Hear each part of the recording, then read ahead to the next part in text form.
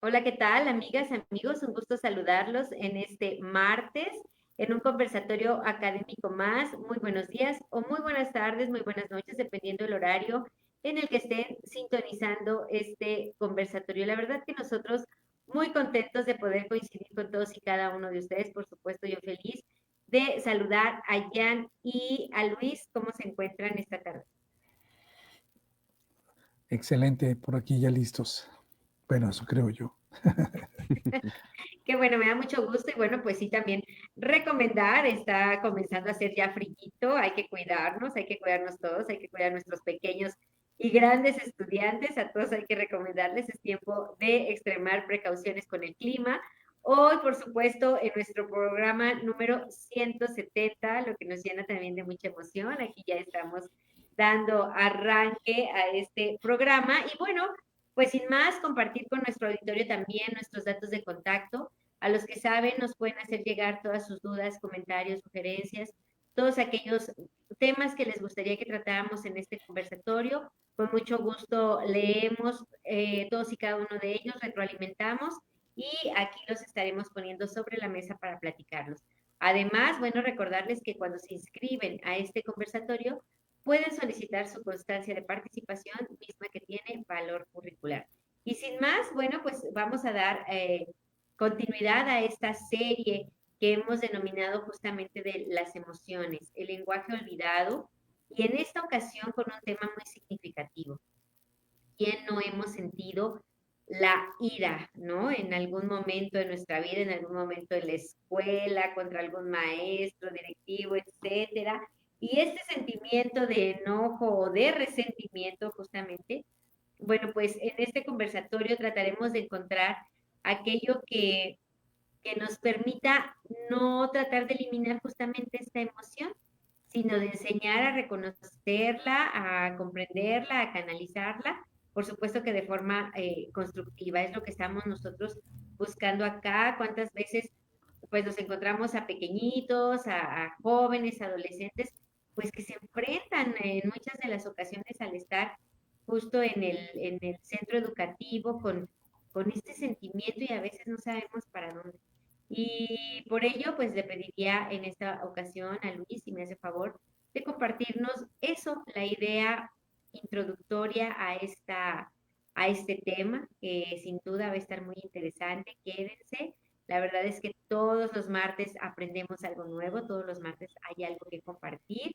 Y por supuesto que aquí estamos tratando de encontrar las herramientas que nos permitan justamente hacer visibles estos temas de las emociones que de algún modo impactan, por supuesto, en el proceso de enseñanza-aprendizaje. Pero adelante, Luis, los micrófonos son tuyos, te escuchamos y así vamos compartiendo esta tarde-noche. Gracias, Asbeidi. Pues muy buena tarde, muy buenas noches o muy buenos días. Amigo Jan, ¿cómo estás? Bienvenido. Pues sí, efectivamente, tú bien dices, bien comentas, Asbeidi. Estamos haciendo una serie de un tema que prácticamente creemos que es importante, es necesario porque lo vivimos todos los días y es algo tan natural, pues, es parte de nuestra esencia como seres humanos, entender esto, que traemos esta información y que traemos pues estas herramientas pues diseñadas en nuestro cuerpo. Definitivamente no es algo que podamos erradicar como se quisiera, sino que son elementos que están dentro de nosotros y forman precisamente lo que es nuestra personalidad, porque hay que reconocer o hay que darle importancia a este tema porque precisamente nosotros reaccionamos a la sociedad, a los eventos de la sociedad, a través de este tipo de elementos. Con este tipo de elementos nosotros reaccionamos y nos comportamos pues según la intensidad que tenemos de estas emociones. Y ya habíamos comentado que en alguna ocasión que esto es una reacción pues directa a ciertos estímulos que nos presenta el contexto. Y el día de hoy, pues tenemos que platicar sobre este, este, esta área que viene siendo una de las áreas más, uh, ¿cómo podríamos decir? Pues en intensidad, después de las anteriores que ya hemos venido trabajando, hemos venido como creciendo, que hemos venido caminando en una escalera y esta es una de las más altas, si no es que la más alta, porque es la que prácticamente detona al ser humano con toda una actividad, con toda una respuesta que en ocasiones tú lo dijiste, a veces es con violencia, a veces es con agresividad, a veces es con enojo, pero bueno, esto depende también de cómo el ser humano entiende su emoción. Esto es lo que nosotros queremos aquí destacar. No, pues no somos médicos que querramos minimizar la situación, o sea, que no sintamos nervios o que no sintamos temor o que no sintamos enojo.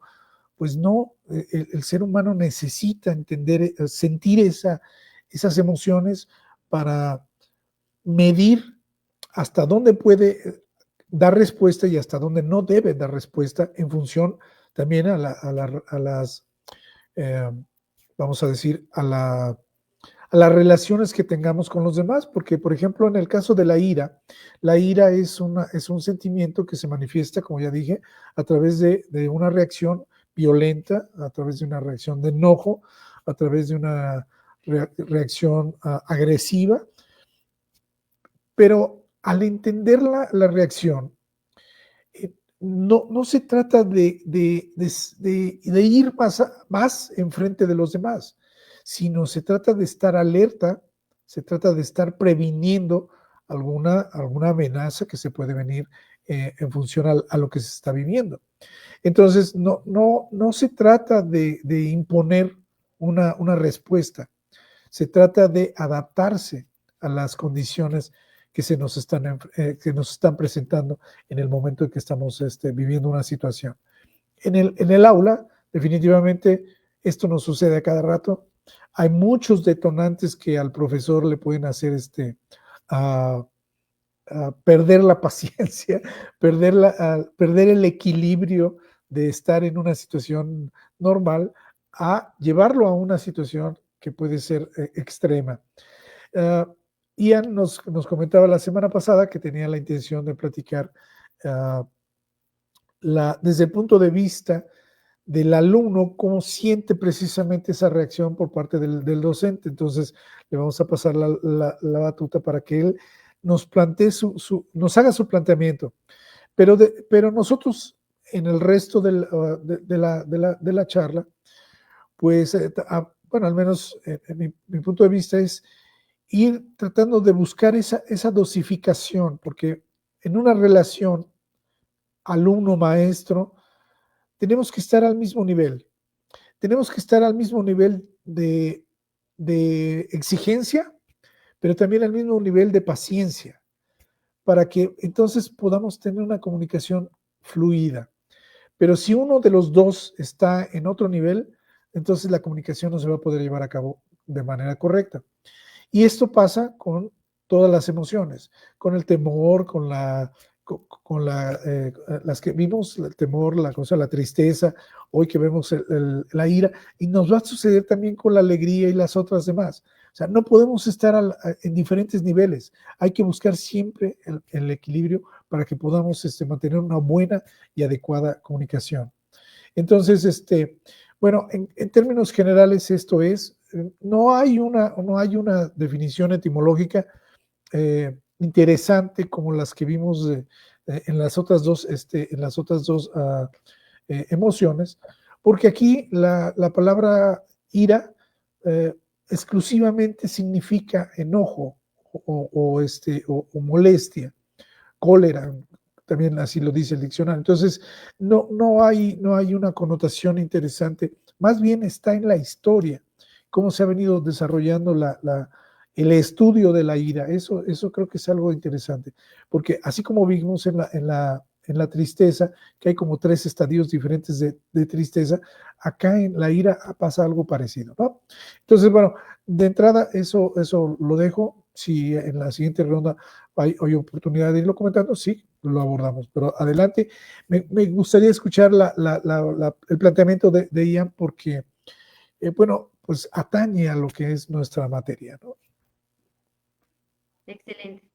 Gracias, Luis. Pues, amigo Ian, te escuchamos. Gracias, gracias, buenas noches. Como siempre, pues un gusto estar aquí. Siempre me gusta estar aquí con ustedes, maestros. Me gusta compartir este espacio, porque de alguna u otra forma su sabiduría siempre se me va a pegar algo. Y es algo que la ira en muchas ocasiones no te permite pensar con claridad, es cegadora. Tiene, o sea, fisiológicamente, cuando uno está en un estado iracundo, te genera ciertas hormonas, no recuerdo el nombre exactamente, me parece que son endorfinas, dopaminas, que, vaya, te hacen entrar en un estado de excitación en el que no piensas y te dejas llevar por esa adrenalina. Y precisamente este estado de ira, este estado iracundo en el que muchas veces solemos estar, al generar estas afectaciones, pues inhibe el pensamiento racional. Por ende, muchas veces llegamos a causar más problemas de los que originalmente estaban. Ahora, antes de entrar en materia, me gustaría dar definiciones de lo que es la ira para entrar un poquito más en contexto. En este caso, me encontré con unas bien interesantes, que en este caso son dos, que es, el Lindner menciona que la ira es un paquete complejo de sentidos, comportamientos, normas y prácticas sociales que coexisten y se forman alrededor de emociones primordiales. Ah, perdón, son tres. Y precisamente eso sí es muy cierto. O sea, nuestra ira va a responder precisamente a esto, a los comportamientos, a las normas, a lo que está permitido en nuestra sociedad. ¿Por qué? Vámonos a un claro ejemplo, la ley de la legítima defensa. En ciertos estados de los Estados Unidos de América, puedes tú defenderte con armas de fuego y en otros estados no. ¿Ah? Entonces tu respuesta iracunda no va a ser la misma. Tu estado de ira no va a ser el mismo porque como sabes que en un cierto estado puede estar penado que tú te defiendas, pues te la vas a pensar un poquito más. Otro concepto que se me hace bien interesante es Robert Solomon, que menciona que la ira es el juicio de que uno ha sido agraviado u ofendido. Ajá. ¿Por qué se me hace bien interesante esto? Porque a veces confundimos la ira, pensamos que se suele dar por el simple hecho de estar en desacuerdo o así, pero no. La ira se da muchas veces porque se siente la ofensa, se siente la agresión desde la otra parte hacia tu persona. Ajá. Y es un juicio que hacemos en segundos. Y finalmente Casiano menciona que hay dos tipos de ira. La ira que como vicio, que ciega la razón, y la ira por celo, que se relaciona a lo que es temas de justicia. Ajá, temas de justicia de injusticia. Entonces, vamos a sintetizar un poquito todo esto.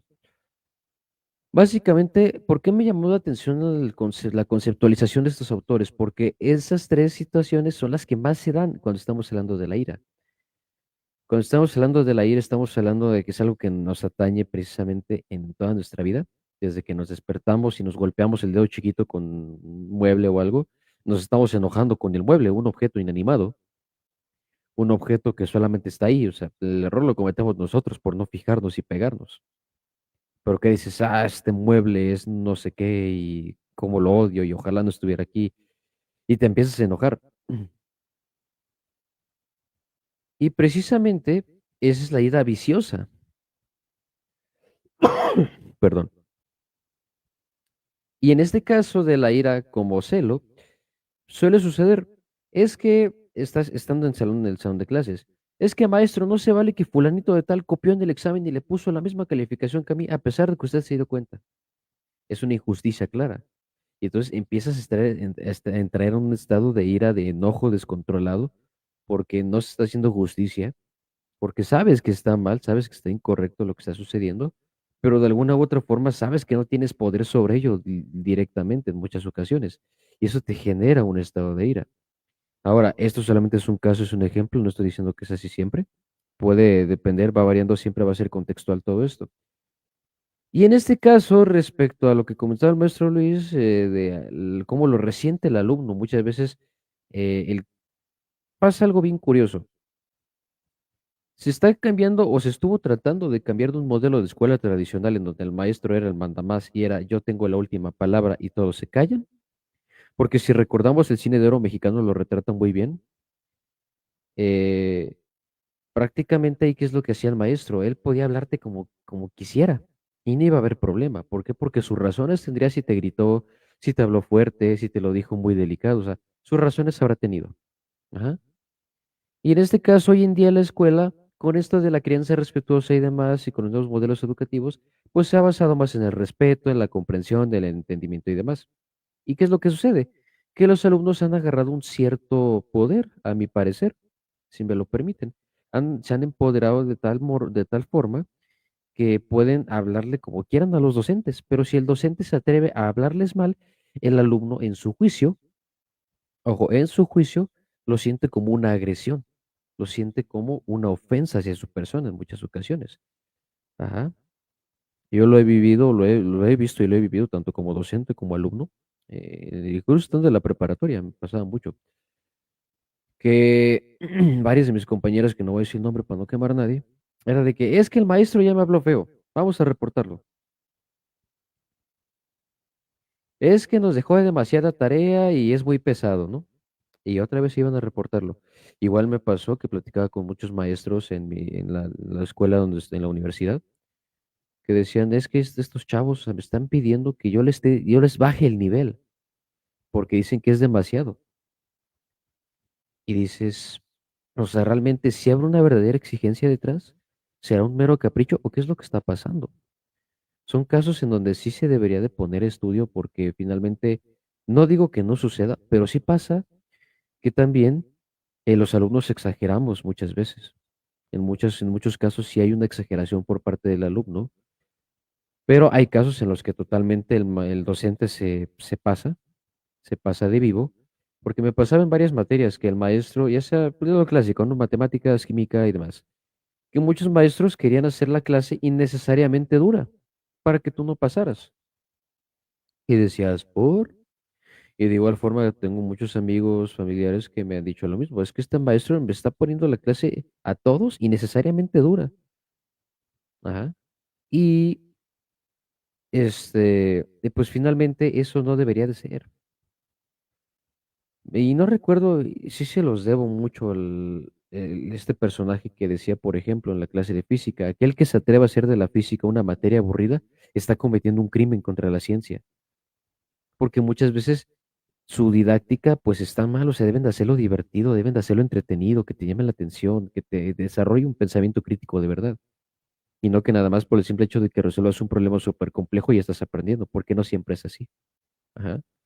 Y eso el alumno pues muchas veces lo siente como eso, como una agresión, como una ofensa, lo resiente como incluso como un reto, ¿no? De que, estás muy tonto, vamos a ver si puedes con esto, ¿no? O sea, y el alumno pues muchas veces que le queda, se queja con los papás, no le hacen caso, va con el director, no le hace caso, y muchas veces toma acción por su propia mano, y precisamente aquí en mis notas, porque híjoles, qué mal que no está el maestro Miguel, porque precisamente es una noticia que salió en Telediario que es una estudiante que amenaza a maestras, ¿no? O sea, las estuvo incitando a asesinar a las maestras. Según esto, vaya, digo, no podemos poner el video por obvia razón, ¿no? Perdón, está un poquito malo la garganta. Pero en este caso, a lo que tengo entendido de la nota, digo, porque sí medio me desconecté un poquito, no la alcancé a leer completa.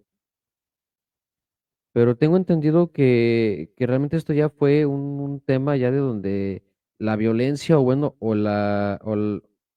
el conflicto, vaya, escaló de sobremanera. Ajá. Y como hay varios casos, ¿sí? En donde hay noticias en donde han salido que varios alumnos se han atrevido a golpear, incluso hasta el director, no sé si se enteraron de esa noticia, donde un grupo de alumnos golpeó al director de su institución. Y muchas veces, en muchos de estos casos, suelen darse por dos principales razones, me atrevo a decir. La primera es por exigencias de los alumnos, exigencias tanto positivas como negativas. ¿Y a qué me refiero? A exigencias de que, oigan, es que no tenemos clases de calidad, no tenemos buenos salones, no tenemos no tenemos buen material, etcétera, etcétera. Y están las exigencias negativas de que es que ¿por qué nos dejan mucha tarea? Es que nosotros queremos que se enseñe esto y esto y esto. ¿Sí me explico al punto al que quiero llegar con el tema de la exigencia?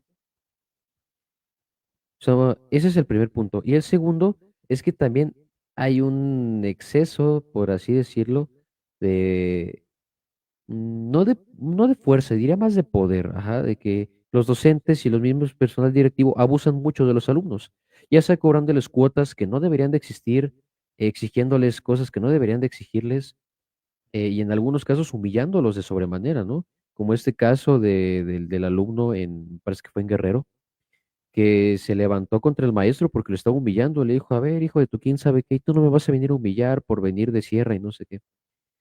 Y me pasó, también lo llegué a vivir, o sea, lo llegué a ver en persona, cómo un maestro estaba humillando compañeros por tener ciertas condiciones. Ajá. Entonces, pues, ¿qué es lo que sucede? Que aplica para ambos lados, o sea, tanto para una parte positiva como para una parte negativa. Aquí, ¿a qué me refiero con la parte positiva? A que muchos de estos casos de confrontación llegan a darse con razones justificadas. Es decir, que el alumno tuvo una razón legítima para levantarse en contra del docente.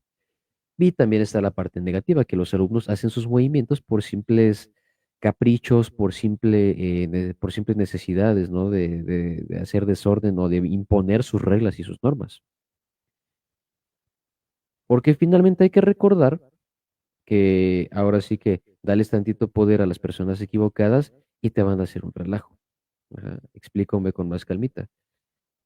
¿Tú cómo quieres, o sea, pasa mucho, ¿no? Con estos modelos educativos, porque me tocaron muchos maestros así y veo que lo están aplicando mucho, que es casi casi que les preguntan a los alumnos, ¿qué quieren ver en clase? ¿Cómo quieren que sea la clase? Y dices, no, o sea, eso no debería de ser. ¿Por qué? Porque el alumno obviamente te va a decir, ay, pues no queremos hacer nada, ¿no? Queremos que nos deje una que otra actividad y ya. Y el que me diga que no, no ha dado clases no le ha dado clases ni a adolescentes ni a niños. Yo lo sé porque he dado tanto talleres como clases a niños de secundaria, de primaria y hasta de kinder. Entonces, ahí sí, el que me diga que no está en un error grandísimo. Y bueno, entonces aquí una pregunta que me surgió es, ¿realmente se le prepara al alumno en estos temas de ética socioemocional, por así decirlo, de moral socioemocional? ¿Por qué? Porque el docente de por sí no se quiere preparar muchas veces. Es muy, muy reacio a capacitarse en estos temas, ya sea por temas de tiempo, por temas de interés, etcétera. Pero, ¿y el alumno? Porque al menos yo recuerdo mucho que los programas que yo llevé, por ejemplo, en preparatoria de talleres socioemocionales, nos los daba una psicóloga precisamente, pero no sé si era por falta de preparación o qué, pero los daba como que muy cucho. O sea, lo daba muy, muy a la y se va muy a la deriva. Entonces, realmente, ya a la larga le encontré el sentido porque en su momento yo decía, pues esto para qué me sirve. Ya cuando fui adulto y empecé a tener broncas y dije, para esto me sirve este taller, ¿no? Y precisamente yo me pregunto, ¿realmente sí se estarán dando esos talleres adecuadamente? O sea, ¿sí se estarán impartiendo de manera adecuada con profesionales bien capacitados y que tengan toda la intención de ayudar? Porque estarán de acuerdo, maestros, que por mucha intención que tengas va a haber uno o dos exponentes, uno o dos personajes que no les vas a hacer cambiar o no les vas a plantar la semilla, pero por lo menos la mayoría sí lo vas a poder lograr. Va a haber quienes sí tengan el interés y quienes sí te pongan atención y demás. Pero en este caso, a mí me surgió esta pregunta de, ¿realmente sí se estará llevando a cabo de manera adecuada? Porque, ¿en qué recae esto? En que la ira no es exclusivo de las instituciones. Si tú estás viendo que la criatura es violenta desde esas edades, ¿qué crees que va a pasar cuando sea mayor? Cuando esté trabajando, cuando esté prestando algún servicio, etcétera. ¿Tú qué crees que va a suceder? ¿En qué crees que va a recaer? Estás generando un ciudadano, una persona altamente volátil, que no sabe controlarse, que va a tener problemas con medio mundo y que va a tener una vida incluso puede que hasta corta, por X o Y razón. Y ahí es donde sí me pone mucho a pensar, ¿no? Que también como es de maternalista el mexicano, sobre todo, ¿no? Que dicen, pero es que conmigo no se porta así, es que en la casa no se porta así. Dices, bueno, ¿cuántas horas lo ves al día en la casa, madre de familia? ¿Cuántas horas pasa en la escuela con la maestra? Sí me explico al punto al que quiero llegar, o sea, está esa disparidad de que muchas veces no se quiere aceptar la realidad de las cosas por perdón, por este tema maternalista de apapachar, de solapar, y en algo tan importante como la ira. Y alguna vez platicaba con la señora que me corta el pelo, que vive por acá arribita este, de mi pueblo de aquí.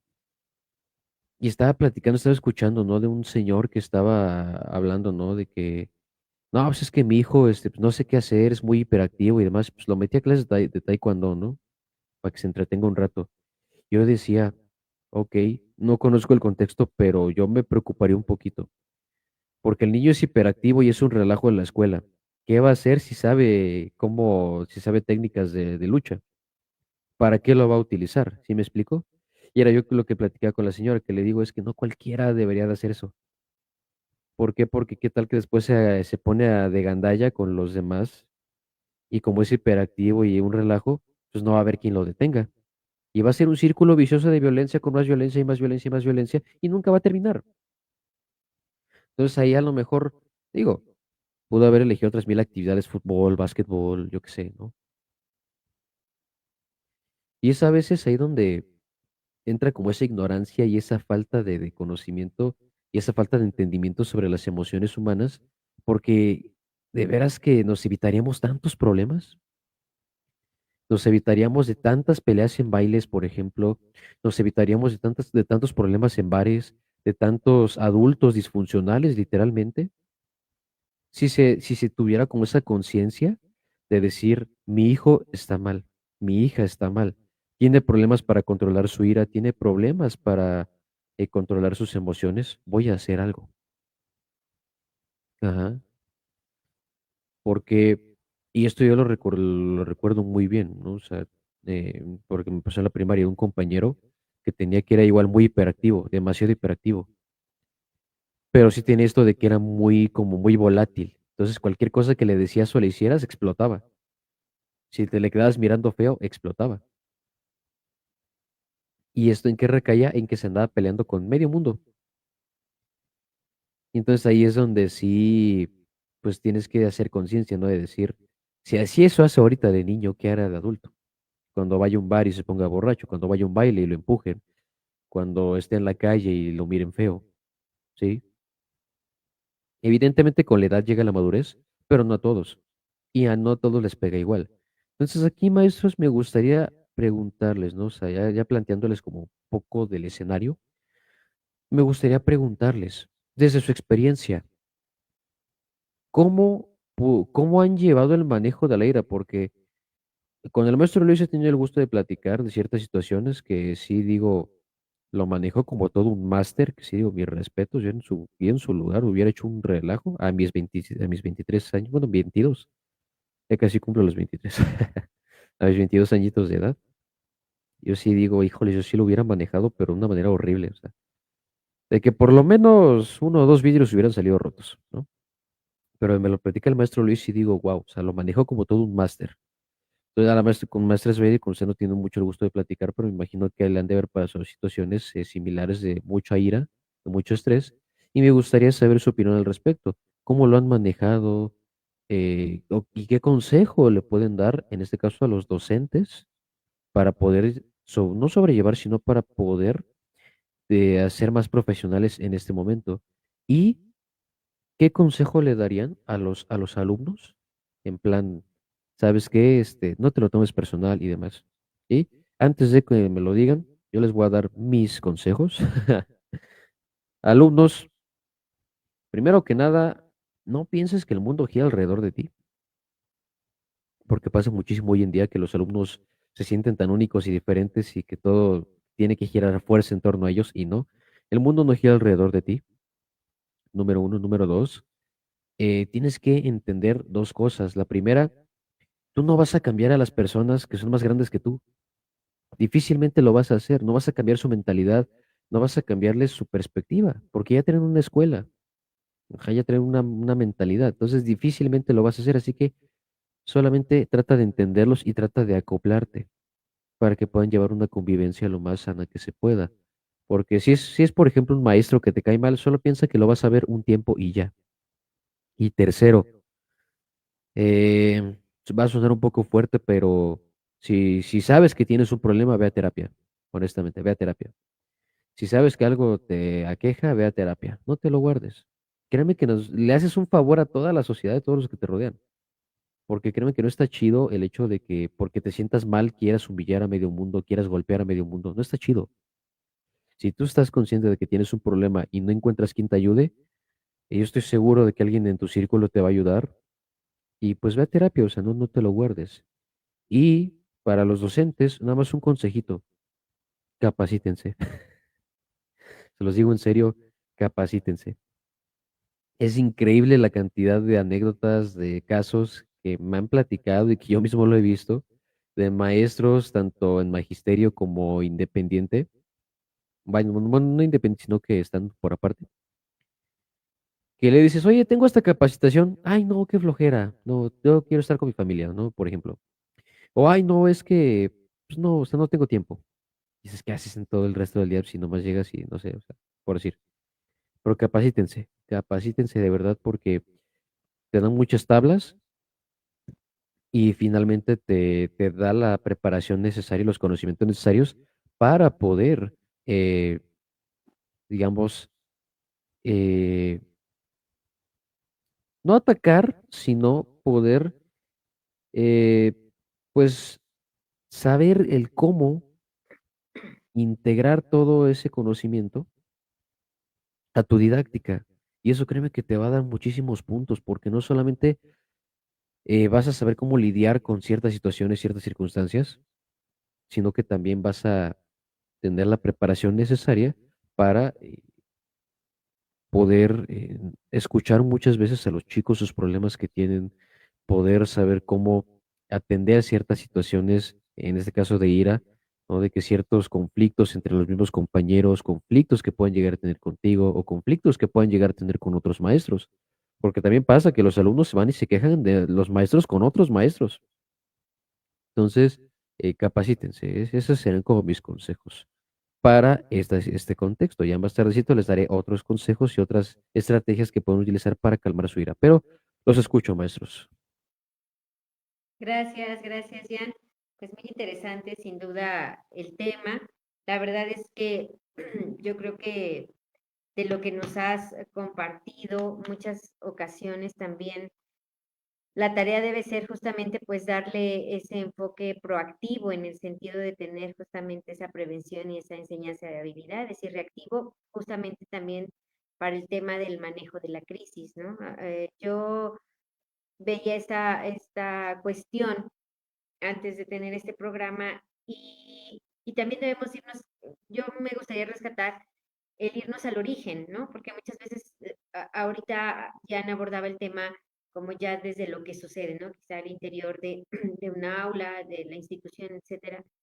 Pero ¿qué lo origina, no? Y yo creo que también es parte fundamental de esta serie que hemos elegido, el poder identificar, lo decíamos al inicio, el poder reconocer la emoción y yo creo que eso nos daría justamente la pauta. Cierto es que cuando estamos en el salón de clases o que eres el profesor, difícilmente puedes estar haciendo un análisis súper rápido, por así decirlo, de hoy Juanito viene contento, hoy Rosita está triste, ¿no? Es difícilmente.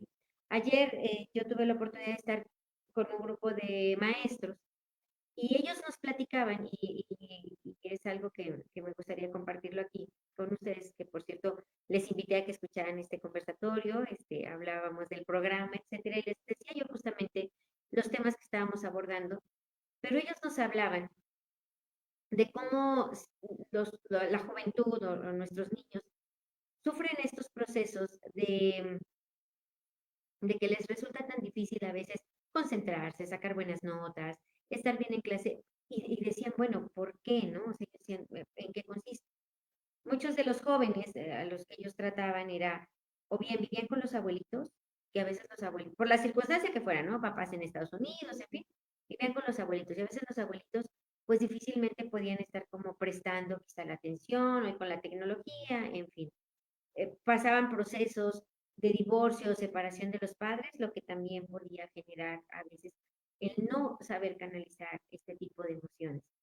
Y algo que me llamaba tanto la atención ayer y que lo hemos platicado en otros conversatorios, era cuando aquel niño, aquella niña llegan profe, yo lo quiero tanto, ¿no? Y llegan y en busca de ese apapacho, de ese abrazo, de esa necesidad que igual puede contener este tipo de emociones, ¿no? Que a veces se tornan negativas, por eso yo hablaba de darle este enfoque proactivo, que yo creo que también es fundamental cuando estamos en estos ambientes y ellos me decían, ¿no? Justamente que debemos regresar, y yo creo que también lleno de razón el profesor que lo compartía, a ese origen, también lo hemos dicho acá, el respeto, el reconocimiento, la tolerancia, la empatía, porque cuando se tiene que tratamos de ponernos en los zapatos de la otra persona, pues quizá ya vemos por qué esa reacción, ¿no? ¿Por qué hoy llegó?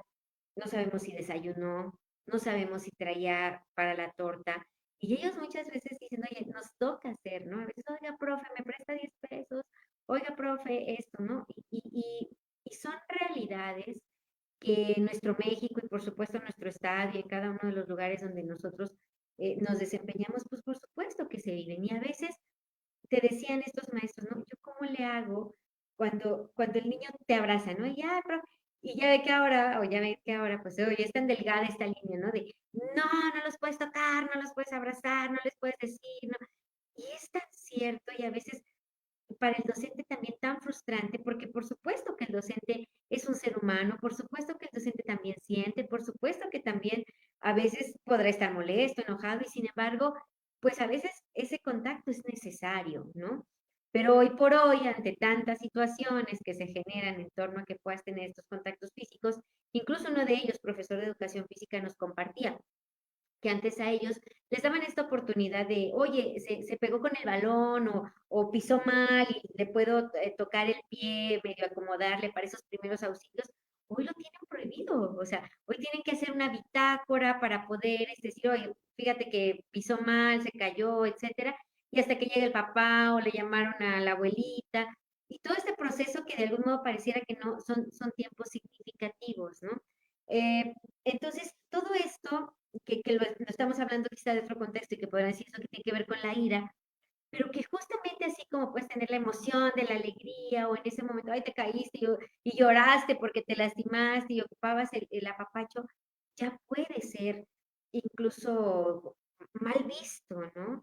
Y cómo ya no puedes ser un ente de contener esa ira, esa emoción. Por eso yo hablaba justo de darle ese enfoque proactivo y en donde te debes de convertir como docente, de acuerdo a lo que nos comentaba Jan, yo lo voy a decir de manera aquí muy rápida, en un modelo, en crear un modelo y un entorno positivo, ¿no? Por supuesto, ahí el docente tiene que ser pues como ese modelo a seguir, como crear esos espacios seguros, ¿no? Dentro del aula, decir, ok, mira, estás sintiendo esto, pero aquí estás protegido, ¿no? O sea, el también tener esa comunicación asertiva, que debe ser pues fundamental, ¿no? También cuando vemos este tipo de situaciones, el buscar también esa enseñanza de habilidades, ¿no? Que le permitan decir, ok, identifico que yo tengo este sentimiento, que estoy frente a esta situación, pero ¿cómo puedo tener estas técnicas, por llamarlo de algún modo, de autorregulación y que eso entonces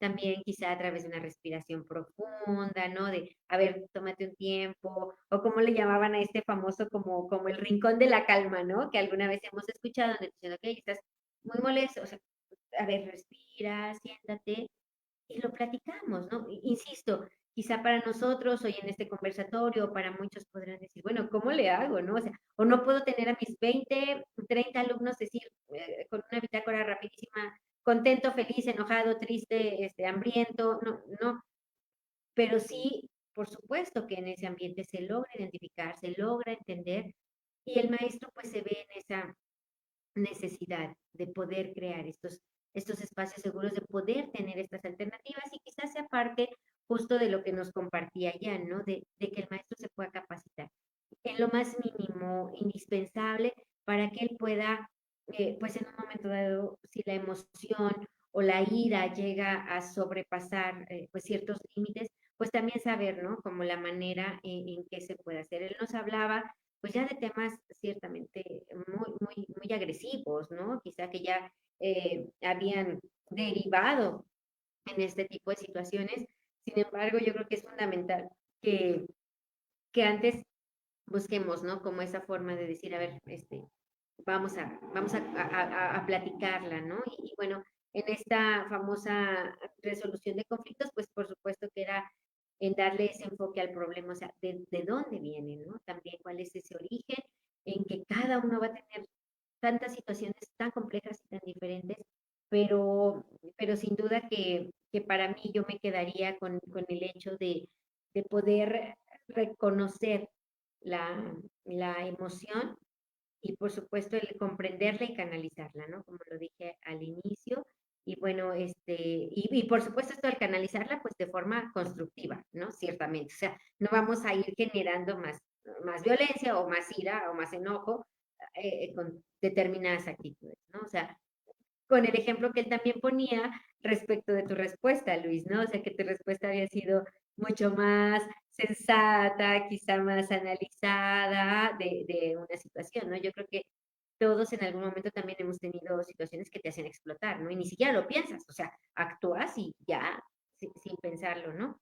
Pero bueno, esa es mi participación y bueno, pues adelante, Luis, te escuchamos. Gracias, sí, Asbedi. Bueno, has tocado algunos detalles muy importantes, muy interesantes. Voy a tratar de resumir un poquito o tratar de ser un poco más concreto, rápido, para que nos alcance el tiempo.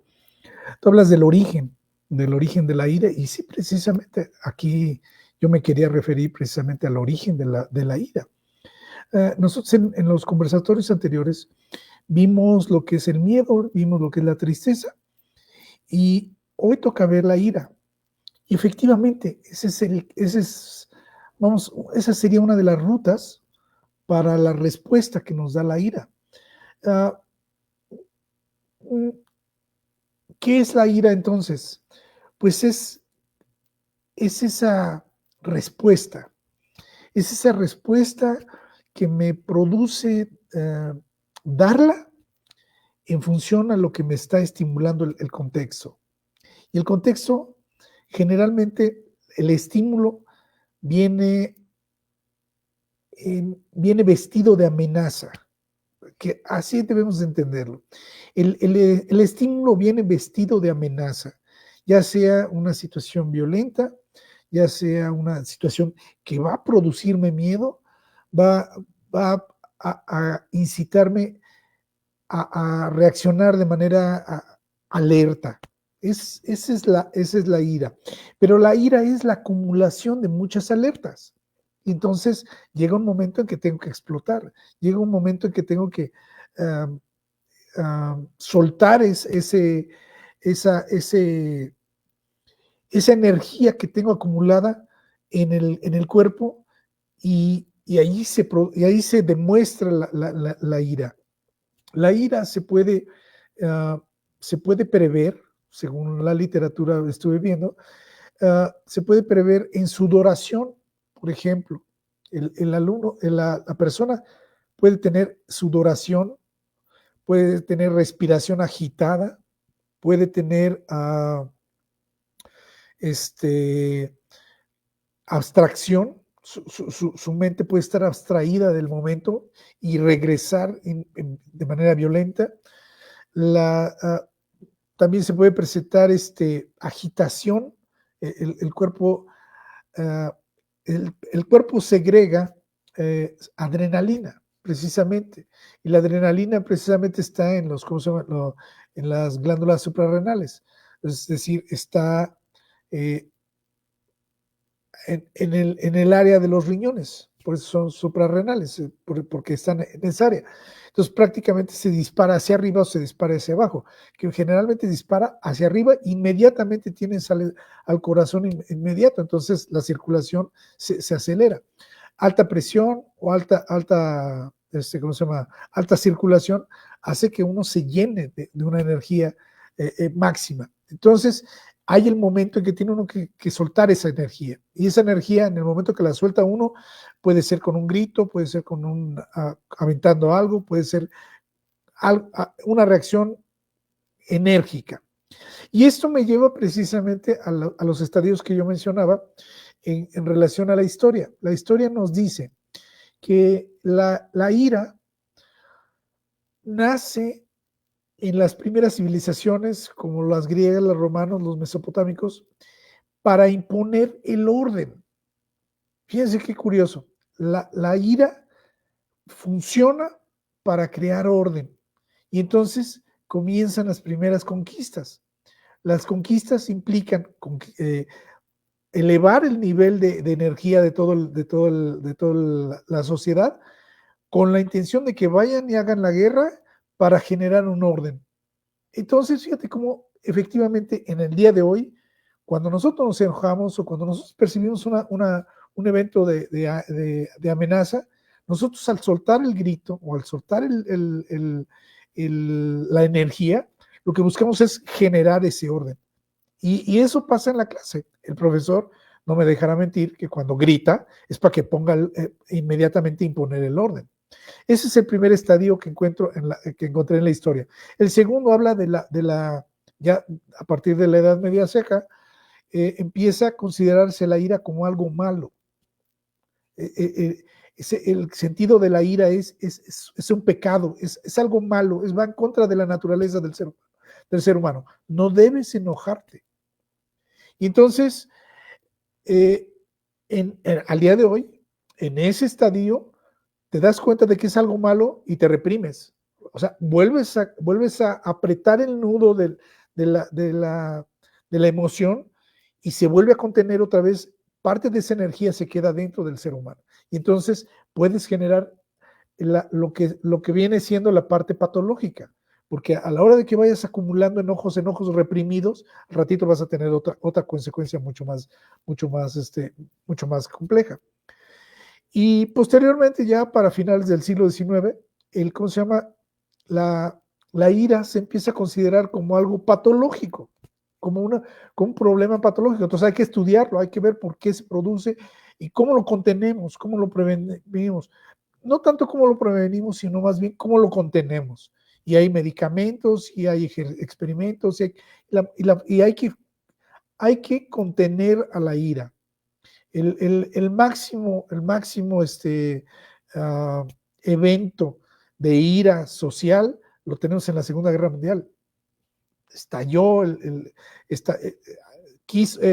Alemania quiere imponer su orden y estallan el conflicto precisamente porque ya es una cuestión patológica, ya es el problema de los alemanes ya es patológico. O sea, hay que ponerles el orden a bombazos, a trancazos, a como sea, pero hay que regresar el orden al mundo en paz, cosa que casi ya lo estamos viendo de nuevo por acá en el Oriente Medio.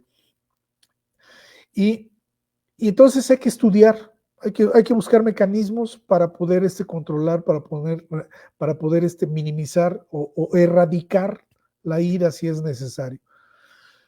En el contexto actual, esta parte nos hace falta.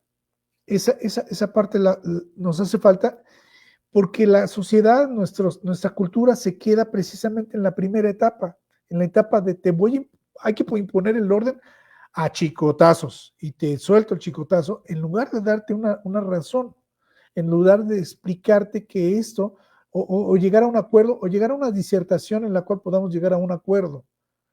No se da. Esto no se da en las familias, esto no se da en la clase, esto no se da en el trabajo.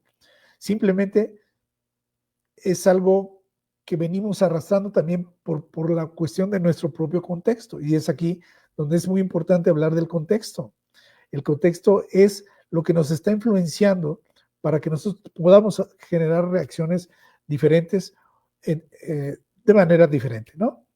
Entonces, en el último estadio que he estado yo observando, que encontré o que leí por ahí en la literatura, y que también se me hace, digamos, muy actual, es que posterior a la posguerra, posterior a la Guerra Fría incluso, bueno, o durante la Guerra Fría, que es el periodo de 1960 a 1980 aproximadamente, 90 aproximadamente, ¿qué sucede aquí?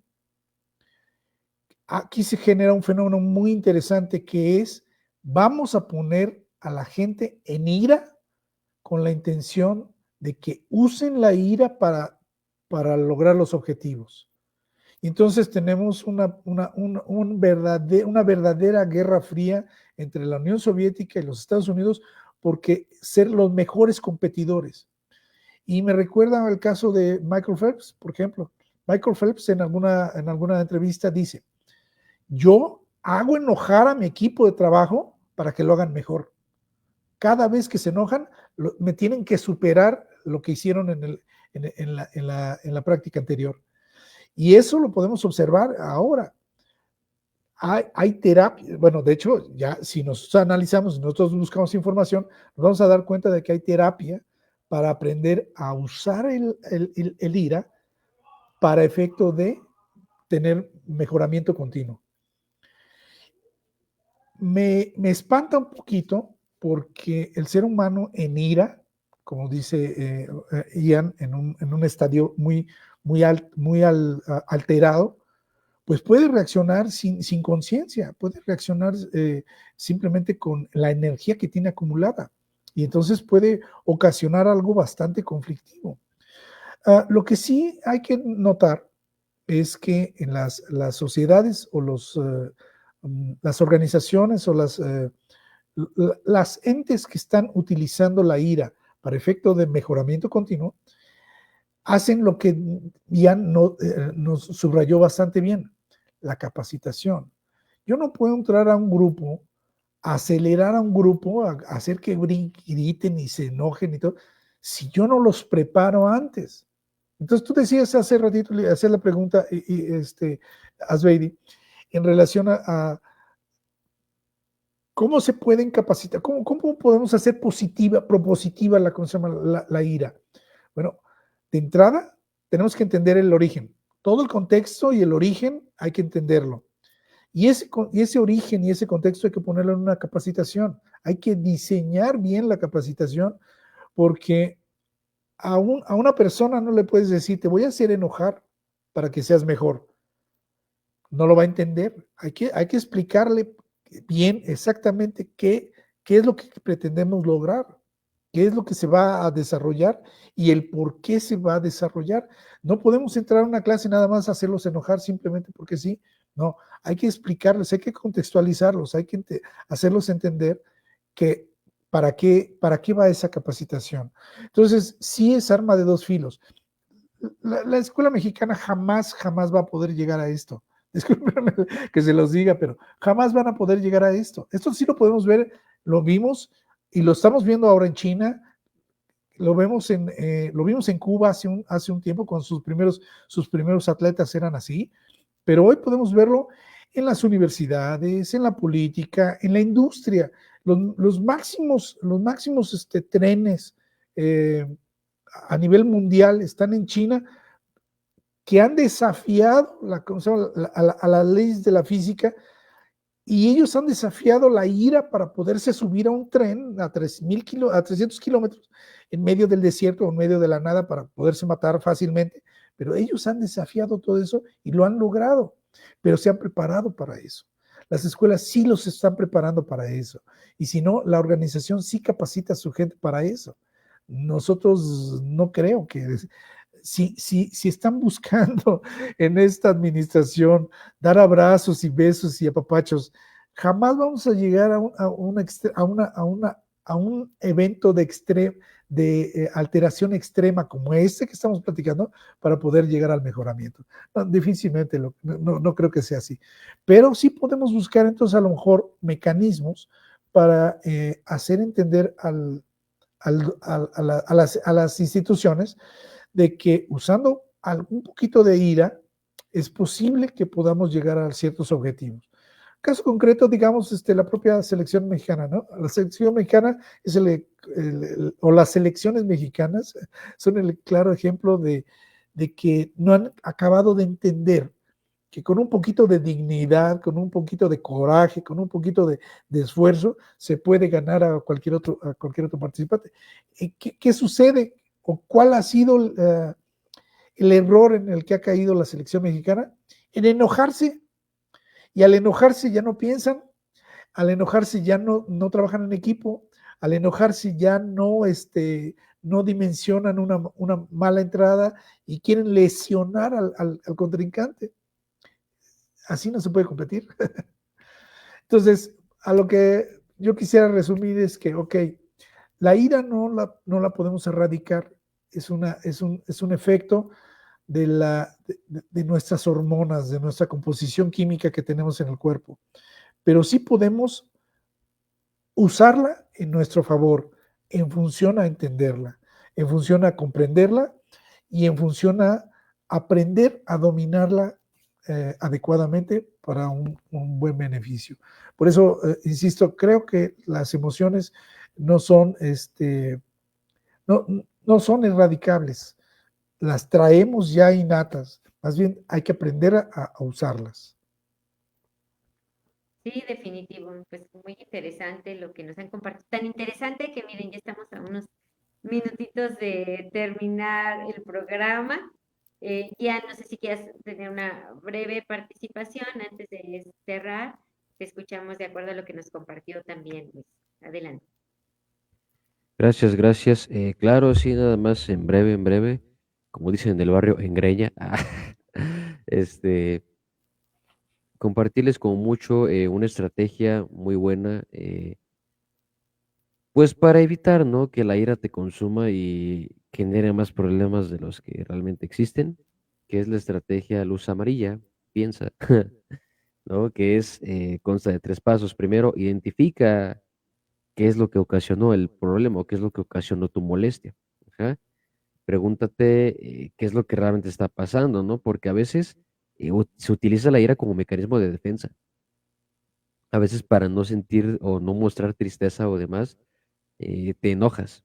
Entonces identifica qué es lo que te está provocando esta molestia y en su defecto si las emociones que estás sintiendo son las adecuadas. Segundo, cuestiónate. Evita Perdón, evita llegar a los extremos. ¿Sí? Evita las famosas frases, tú nunca me escuchas, esto siempre, es que siempre me pasa a mí, ¿no?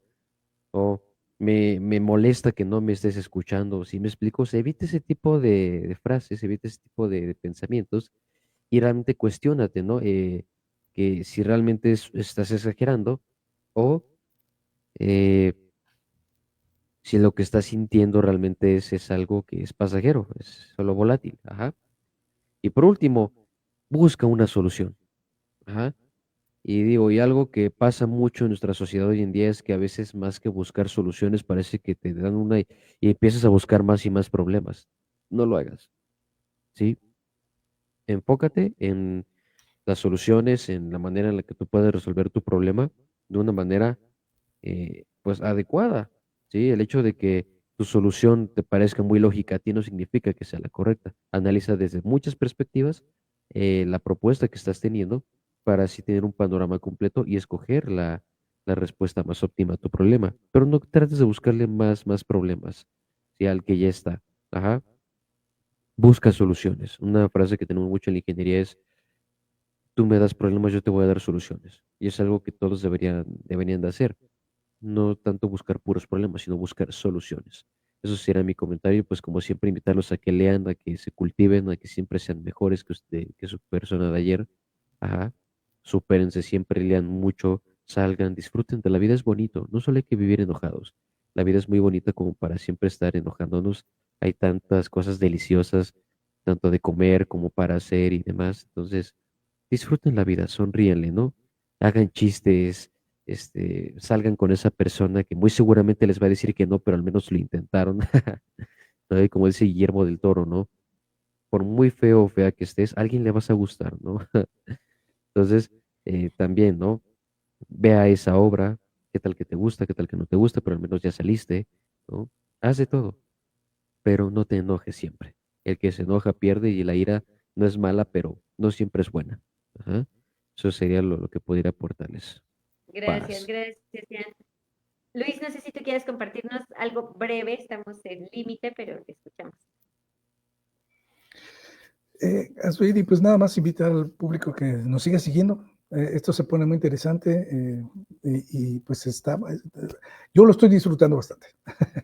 Excelente, claro, claro que sí. Bueno, pues aquí seguimos. Por hoy el tiempo se nos ha terminado, pero les recordamos que tenemos una cita el próximo martes en punto de las 7:30. Hasta la próxima y que tengan una excelente noche. Gracias.